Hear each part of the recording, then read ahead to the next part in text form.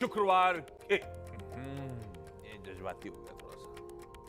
गुरुवार की सुबह है, पेनल्टीमेट सेशन कह लीजिए इस हफ्ते का, और एक बहुत इंपॉर्टेंट सेशन हमारे सामने खड़ा हुआ।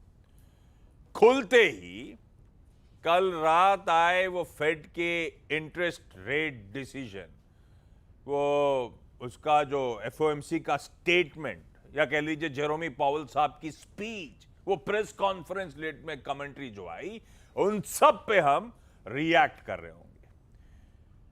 आज फिर एक रिजल्ट हैवी डे। वो कल बाजार बंद होने के बाद आए नतीजे अपनी जगह, खैर वो Britannia, hero MotoCorp, Tata steel, सब पे रिएक्ट करना है। सिर्फ एक सन फार्मा निफ्टी 50 का नंबर बाजार के दौरान आया था, बाकी सब बाद में आए।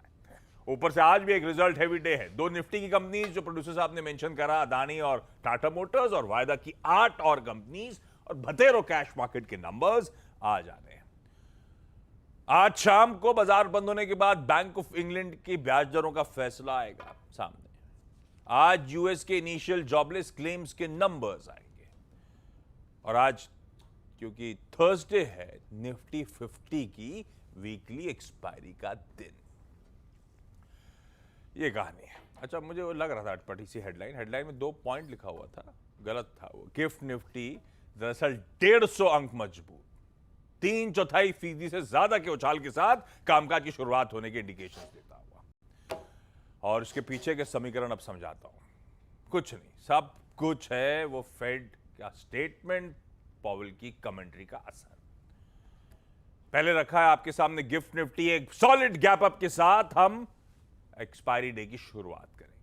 पूरा एशिया इसी तरह से मूड बढ़िया नजर आएगा।